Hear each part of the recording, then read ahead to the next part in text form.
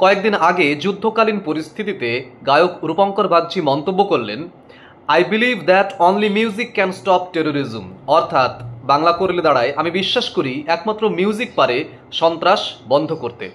এই উক্তি করা মাত্রই আমাদের দেশের এবং রাজ্যের অশিক্ষিত মানুষজন এটা বলতে শুরু করলেন যে উনি কথাটা এটা বলতে চেয়েছেন যে সন্ত্রাসবাদী বা জঙ্গি যারা, তাদের কানের কাছে গিয়ে ও চাঁদ তোর জন্মদিনে, ও চাঁদ তোর বান্ধবীদের সঙ্গে যাব গাইলে, অথবা গুলি চালাতে চালাতে যখন জঙ্গিরা ক্লান্ত হয়ে যায় তখন তার কানের কাছে গিয়ে ক্লান্তি আমার ক্ষমা করো প্রভু যদি গাওয়া যায় বা শোনানো যায় তাদেরকে, তাহলে সন্ত্রাস বন্ধ হয়ে যাবে। না, উনি এটা বলেননি। উনি অ্যাকচুয়ালি কি বলতে চেয়েছেন সেটা বুঝতে গেলে একটু মিনিমাম সেন্সের প্রয়োজন হয়, মিনিমাম মেধার প্রয়োজন হয়। উনি যে কথা বলেছেন, যুগে যুগে প্রত্যেকটি মহাপুরুষও এই একই কথাই বলে গিয়েছেন। তবে কেন রূপঙ্কর বাগচিকে কথা শুনতে হচ্ছে? তার কারণ হচ্ছে আমাদের এই অশিক্ষিত দেশে অশিক্ষিত মানুষদের হাতে একটা স্মার্টফোন উইথ ইন্টারনেট কানেকশন রয়েছে। যে দেশে, যে রাজ্যে প্রধানমন্ত্রী থেকে শুরু করে মুখ্যমন্ত্রী পর্যন্ত তাদেরকে কাঁচা খিস্তি দিয়ে দিন শুরু হয়, যে অশিক্ষিত মানুষের, যাদের নিয়ে মিম বানিয়ে ইউটিউব এবং ফেসবুকে শেয়ার না করলে যাদের ইনকাম বন্ধ হয়ে যায়, সেই সমস্ত মানুষজন রূপঙ্কর বাগচির এই কথার মানে খুঁজে বের করে তারপরে তা অনুধাবন করবেন, এটা খুব ভাগ্যের ব্যাপার। এরা মুখ্যমন্ত্রী প্রধানমন্ত্রীকে ছাড়ে না। আর রূপঙ্কর বাগচি কে? রূপঙ্কর বাগচি কোন হরিদাস পাল? তিনি কিছু মৌলিক গান গেয়েছেন, যার মধ্যে বেশ কিছু মৌলিক গান অমর হয়ে গেছে এবং থেকে যাবে। যে গান 20 বছর থেকে সে গান 200 বছরও টিকবে। কেমন? যে গান 1 মাস পরে কেউ শোনে না সে গান থাকে না, যে গান 20 বছর থাকে সে গান 200 বছরও থাকবে। তো কথা হলো, তিনি কি করেছেন? তিনি কিছু মৌলিক গান করেছেন। বাংলা সিনেমায় যে সময় গান হতো, যৌবনের কোকিল ডাকে কুহু কুহু কুহু, সারা গতর করছে কেমন উহু উহু উহু, এই যখন বাংলা সিনেমার গানের কথা ছিল, সেই সময়ে এই রূপঙ্কর বাগচি নিষেধ মানবে দিবা নিশি হৃদয়, তোমার কান্না সে কি আমারও নয়, এই লিরিকে গান গেয়েছেন। অথবা আজ শুধু মেঘ সাজায় মেঘে, আজ শুধু মেঘ বুকে, আজ শুধু বিষ ঢালবে আকাশ, বিষ মেশানো সুখে, এই লিরিকে গান গেয়েছেন। বড্ড ভুল করেছেন, বড্ড ভুল। কারণ আমাদের দেশ এসব ডিজার্ভ করে না, আমাদের রাজ্য ডিজার্ভ করে না এসব গান। তো এই ধরনের মানুষকে, এই সমস্ত হরিদাস পাল জাতীয় লোকজনকে খিস্তি দেয়াই যায়, যা ইচ্ছে বলে দেওয়া যায়। এবং রূপঙ্কর বাগচি কেন, মুখ্যমন্ত্রী প্রধানমন্ত্রীকেও বলা যায়, সবাইকেই বলা যায়। সুতরাং এই আমজনতা, কাঁঠাল পাবলিককে নিয়ে বেশি চিন্তিত হলে একটু মুশকিল। তবুও কিছু কথা তো উত্তর দিতে হয়, তবুও কিছু কথার, যেখানে সঙ্গীত যে সমস্ত মানুষের আত্মার অংশ হয়ে রয়েছে, সঙ্গীতকে ধরে বাঁচার চেষ্টা করছে যে সমস্ত মানুষ, সঙ্গীত করে অথবা সঙ্গীত শুনে, সঙ্গীতকে নিয়ে আর কি, তাদের কিছু কথা বলবার আছে। দেখুন, পাকিস্তানকে যোগ্য জবাব দেওয়ার প্রয়োজন ছিল, দেওয়া হয়েছে। আবার ওরকম করলে আবার জবাব দেওয়া হবে, এ নিয়ে কোনো সংশয় নেই, এই নিয়ে কোনো কথা নেই। কিন্তু এটাই কি শেষ যুদ্ধ? যে যুদ্ধ পরবর্তী আরেকটি যুদ্ধের সম্ভাবনার কারণ হয়ে থাকে, অথবা যে যুদ্ধ আমরা বুঝতেই পারি এই যুদ্ধ শেষ নয়, এই যুদ্ধ পরবর্তী আরেকটি যুদ্ধের সম্ভাবনাকে ডেকে নিয়ে আসে, তখন আমরা নিজেরাই বলে উঠি যুদ্ধ নয়, শান্তি চাই। তখন আমরা নিজেরাই বুঝতে পারি যে না, যুদ্ধ করে শেষ পর্যন্ত তো কিছু হবে না, আমরা তো শান্তি চাই। আমরা প্রত্যেকটি দেশের প্রত্যেকটি জনসাধারণ যারা সাফার করি, যারা সাফারার অ্যাকচুয়ালি প্রত্যেকটি দেশে, তারা শেষ পর্যন্ত শান্তি চায়। যুদ্ধ নয়, শান্তি চাই বলি আমরা। এবার এই শান্তিটা আসবে কোথা থেকে? আকাশ থেকে টুপ করে তো ঝরে পড়বে না, সেই শান্তিটাকে অর্জন করতে হয়। একটি মানুষ, একটি শিশু বড় হয়ে জঙ্গি হবে নাকি সন্ন্যাসী হবে, তা তার জন্ম মুহূর্তের পর থেকে সে যে পরিবেশে, যে পরিস্থিতির মধ্যে দিয়ে বড় হয়, তার উপরেও কিছুটা নয়, অনেকটাই নির্ভর করে। এখানেই চলে আসে কৃষ্টির কথা। একটি মানুষ, তার গোষ্ঠী, সেই জনজাতি তার কৃষ্টিকে কতটা ভালোবাসছে, তার সংস্কৃতিকে কতটা ভালোবাসছে, তার উপরে নির্ভর করে বলে দেওয়া যায় যে সেই শিশু, সেই জনগোষ্ঠীর সেই শিশু বড় হয়ে একজন জঙ্গি হবে নাকি একজন সাধারণ মানুষ হবে নাকি একজন সন্ন্যাসী হবে। মিউজিক এই কৃষ্টিরই প্রতিনিধি, রিপ্রেজেন্টেটিভ বা একটি অংশ বলা যেতে পারে। রূপঙ্কর বলতে চেয়েছেন যে একটি মানুষের মধ্যে শৈশব অবস্থা থেকে তার মধ্যে এই মিউজিক, এই কৃষ্টি তার সঙ্গে পরিচিত করাতে পারলে অনেক ক্ষেত্রে এই সন্ত্রাস দমন করা যায়, দমন করা সম্ভব। কারণ যার ভেতরে মিউজিক রয়েছে তিনি শ্রোতা হন অথবা গায়ক হন, যাই হোক না কেন, যিনি সঙ্গীতকে নিয়ে বাঁচেন তিনি আর যাই হোক বড় হয়ে সন্ত্রাস ছড়াতে পারেন না। বলুন তো সন্ত্রাস কোথায় নেই? শুধু রাজনীতিতে, শুধু এই সমাজে? সন্ত্রাস শোবার ঘরেও আছে, রান্নাঘরেও আছে। হ্যাঁ, সঙ্গীত শেখায় সেই সন্ত্রাসী না হতে, অথবা সেই সন্ত্রাসের অবস্থান থাকলেও, সেই সন্ত্রাসের উপস্থিতি থাকলেও তাকে অ্যাভয়েড করতে, তাকে বাদ দিয়ে নিজেকে বাঁচতে। অর্থাৎ সঙ্গীত আশ্রয় দেয়। যে মানুষ সঙ্গীতের আশ্রয় থাকে সে মানুষ সন্ত্রাসবাদী হতে পারে না। আবার ভেবে দেখুন আরেকটা জিনিস, সন্ত্রাস আমাদের ভেতরেও রয়েছে। প্রত্যেকটি ইন্ডিভিজুয়াল যারা আমরা, প্রত্যেকটি মানুষের প্রত্যেকটি ব্যক্তির ভেতরে একই ধরনের সন্ত্রাস আছে। কারণ আমরা জানি, ওই যে গানটা আছে না, তোমার ঘরে বসত করে কয়জনা মন জানো না, অর্থাৎ আমাদের ভেতরে প্রচুর মানুষ বসবাস করে, তারাও কিন্তু যুদ্ধ করে। একটা পরিস্থিতির যখন সৃষ্টি হয় দেখবেন আমরা দ্বিধা বিভক্ত নয়, অনেক ভাগে বিভক্ত হয়ে যায়, দুইয়ের বেশি, 4, 5, 6 বা 10 ভাগেও বিভক্ত হয়ে যায়, দিয়ে এক একটা ভাগ এক একটা ক্যারেক্টার হয়ে এক এক রকমের যুক্তি উপস্থাপন করে আর আমাদের বোঝায় যে এইটা করা উচিত আর এটা করা উচিত নয়। আমরা পাজলড হয়ে যাই। সঙ্গীত আমাদের শেখায় মনটাকে এক করতে, এক জায়গায় নিয়ে আসতে, শান্ত হতে।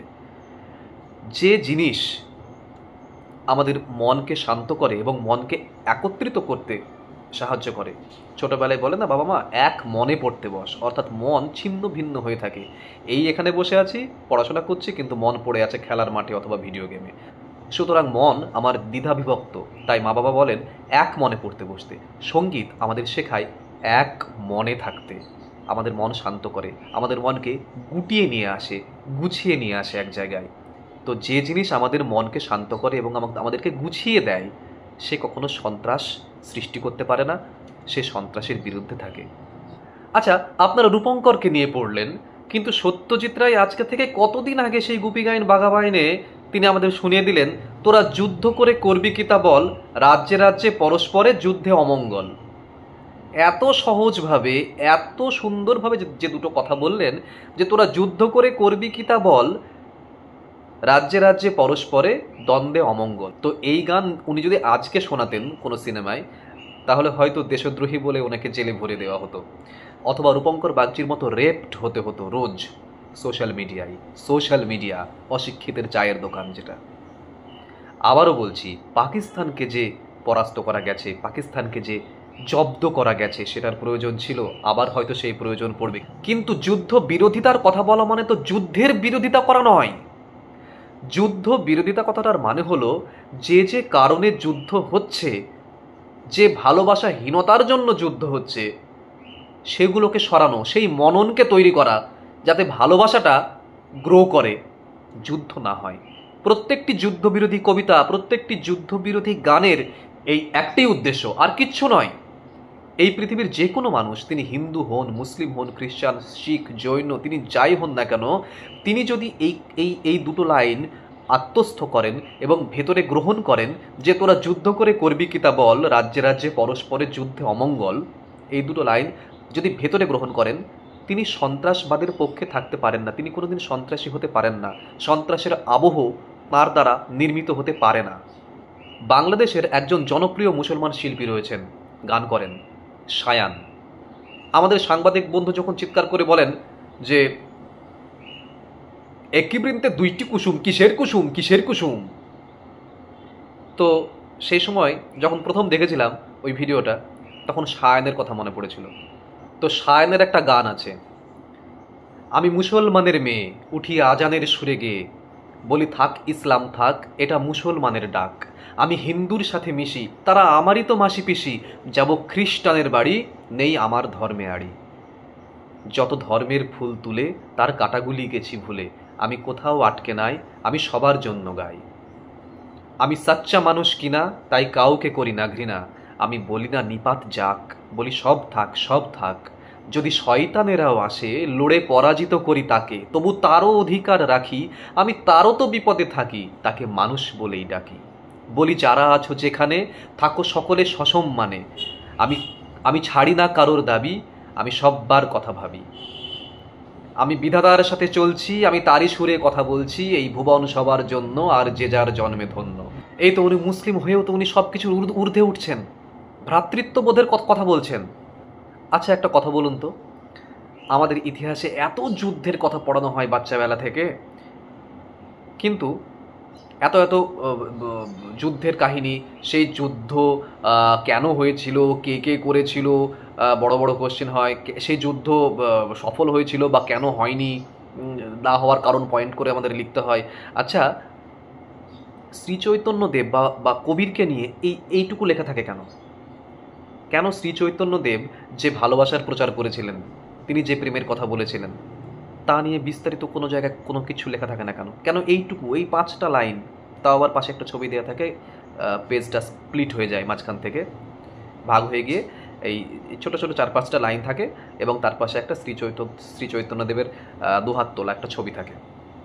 খুব সম্ভবত এরকমই হয়। কেন থাকে না?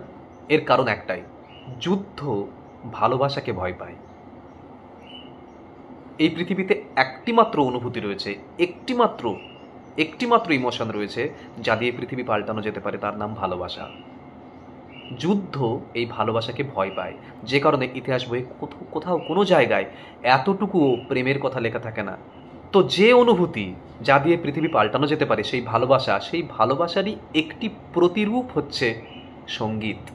তাই যে জঙ্গিগুলো আমাদের আক্রমণ করেছিল এবং নাম জিজ্ঞেস করে হিন্দু বলে একজনকে মেরেছিল, তাদের যদি শোনানো হতো না, ওই আমি মুসলমানের মেয়ে উঠি আজানের সুরে গেয়ে, বলি থাক ইসলাম থাক, এটা মুসলমানের ডাক, আমি হিন্দুর সাথে মিশি, তারা আমারই তো মাসি পিসি, যাব খ্রিস্টানদের বাড়ি, নেই আমার ধর্মে আড়ি। এই গানটা যদি শোনানো যেত না ওই জঙ্গিগুলোকে ছোট্টবেলা থেকে, ওই এখন শোনালে হবে না, তার বেড়ে ওঠার সময় তার মনের মধ্যে সন্ত্রাসবাদ না ঢুকিয়ে দিয়ে যদি এই গানটা শোনানো যেত, তাহলে তারা সন্ত্রাসবাদী হতো না, জঙ্গি হতো না। অথবা যখন কবির সুমন গাইছেন খোদার কসম জানে, যে গির্জার ঘণ্টায় মিলে যাওয়া ভোরের আজান, প্রতি আহ্বানে খোঁজা তোমার যোগ্য কোনো গান, যে গানে শ্যামের সুর রাধিকার বিরহে মানাই, খোদার কসম জান আমি ভালোবেসেছি তোমায়। এই যে হিন্দু মুসলিম খ্রিস্টান এক হয়ে গেল, এই গান যদি শোনানো যেত ওই জঙ্গিগুলোকে তার বেড়ে ওঠার সময়ে, যদি প্রেম করা শেখানো যেত, যদি ভালোবাসতে শেখানো হতো, তাহলে হতো না এই দিন, তাহলে দেখতে হতো না। সঙ্গীত পারে সেটা। একইভাবে নজরুল ইসলাম যখন লিখেছেন একই বৃন্তে দুইটি কুসুম হিন্দু মুসলমান, মুসলিম তার নয়নমণি হিন্দু তাহার প্রাণ, এই লেখা পড়ে মুখস্থ করে ভালো করে পরীক্ষা দিয়ে ভালো নম্বর পেয়ে অনেক মানুষ জীবনে প্রতিষ্ঠিত হয়ে গেছেন, কিন্তু এখনো পর্যন্ত অনেকেই তার আসল স্পিরিটটাকে বা আসল যে বক্তব্যকে গ্রহণ করতে পারেননি, পারবেনও না কোনোদিন। এই নজরুলও তো চেষ্টা করেছিলেন কবিতা দিয়ে, এই সায়ানের গান বললাম একটু আগে, তার মতোই। অর্থাৎ কবিতা গান কোথাও না কোথাও গিয়ে গোটা সমাজকে, গোটা পৃথিবীকে পাল্টাতে পারে, তার মনন তৈরি করতে পারে। ওই মনন তৈরি করলে সংসার, সমাজ, পরিবেশ, প্রকৃতি, পৃথিবী পাল্টানো যায়, এটা বিশ্বাস করতেন নজরুল ইসলাম।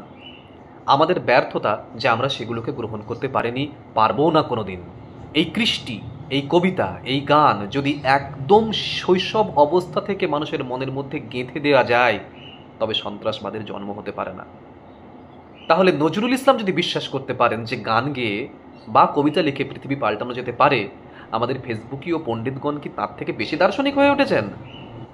এখানেই উঠে আসে রূপঙ্কর বাগচির কথা। উনি বলেছেন মিউজিক দিয়ে টেরোরিজম বন্ধ করা যেতে পারে। তার মানে কানের গোড়ায় গিয়ে মিউজিক বা গান শোনাতে বলছেন না, মনন তৈরি করবার কথা বলছেন। মিনিমাম সেন্সটুকু থাকলে কথাটা ধরতে পারতেন আপনারা। উনি মিউজিকের লোক, তাই উনি ভেবেছেন যে মিউজিক পৃথিবী পাল্টাতে পারে, সন্ত্রাসবাদ রোধ করতে পারেন। যিনি কবিতা লেখেন সে কবি মনে করতে পারেন যে একমাত্র কবিতাই পৃথিবী পাল্টাতে পারে এবং সন্ত্রাস দমন করতে পারে। অর্থাৎ কৃষ্টিকে ভালোবাসতে হবে। যে সমাজ, যে গোষ্ঠী, যে জনজাতি নিজের কৃষ্টিকে ভালোবাসে না, নিজের অতীতকে ভালোবাসে না, সে কি করে এগোবে? বা তার সন্ত্রাস কোথা থেকে রোধ হবে? আমরা রবীন্দ্রনাথ নজরুল বলে কত কিছু করে ফেলছি, রাস্তাঘাটে পথের মোড়ে কত কিছু চলছে। রবীন্দ্রনাথের জীবন আদর্শ যদি আমরা গ্রহণ করতে পারতাম, তাহলে এই দিন কি সত্যি দেখতে হতো?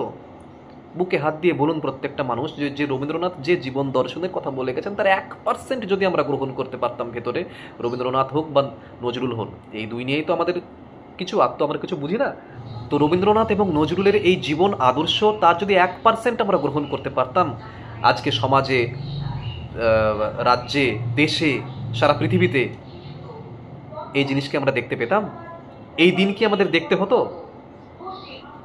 কবির সুমনের গানের দুটো লাইন আছে, গানটার নাম জুয়া। তাতে বলছেন উনি, কম্পিউটারে খেলছে আমার মেয়ে, নিধনের খেলা এ মেরে ফেলছে ওকে, অথবা দৈত্য ফেলছে কাউকে খেয়ে, মগজে এখন শুধু ভাইরাস ঢোকে।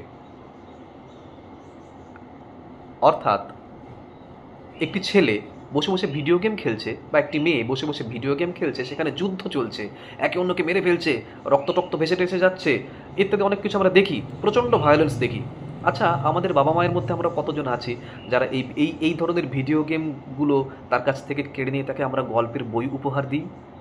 ওই বাচ্চাটা যে ওই ওই ওই ভিডিও গেম খেলে বড় হচ্ছে, প্রতি মুহূর্তে ওই রক্তপাত, ওই খুন, ওই জখম তার মাথার মধ্যে যেটা গেঁথে যাচ্ছে, বিশ্বাস করুন, সে বড় হয়ে হয়তো কোনো মানুষ খুন নাও করতে পারে, কিন্তু মেন্টালি সে বহু মানুষের ক্ষতি করবে। সে মেন্টাল সন্ত্রাস ছড়াবেই, তার পরিবারে ছড়াবে, তার আত্মীয় স্বজনদের মধ্যে ছড়াবে, তার আশেপাশের প্রতিবেশীদের মধ্যে ছড়াবে, তার পরিচিত প্রত্যেকটি মানুষের মধ্যে সে মেন্টাল সন্ত্রাস ছড়াবে, মেন্টাল টেরোরিজম সে ছড়াবেই। তার মন কখনো ফুলের পাপড়ির মতো নরম হবে না, হতে পারে না, এবং সে মানসিক সন্ত্রাস ছড়িয়ে ছড়িয়ে ছড়িয়ে লাট করবে। কারণ একটাই, আপনি ওকে যুদ্ধ শিখিয়েছেন, ভালোবাসতে শেখাননি। সুতরাং রূপঙ্কর বাগচি তিনি যেটা বলেছেন, মিউজিক ক্যান স্টপ টেরোরিজম, তার মানে কানের গোড়ায় গিয়ে মিউজিক শোনালে সে বন্দুক ছেড়ে দিয়ে নাচতে লাগবে, এরকম বলেননি। মনন তৈরি করবার কথা বলেছেন। মনন যদি তৈরি হয়, অটোমেটিক সেখানে সন্ত্রাস থাকবে না, সেখানে ভালোবাসাই গ্রো করবে। এবং বিশ্বাস করুন, সন্ত্রাসের থেকে ভালোবাসা বেশি সংক্রামক।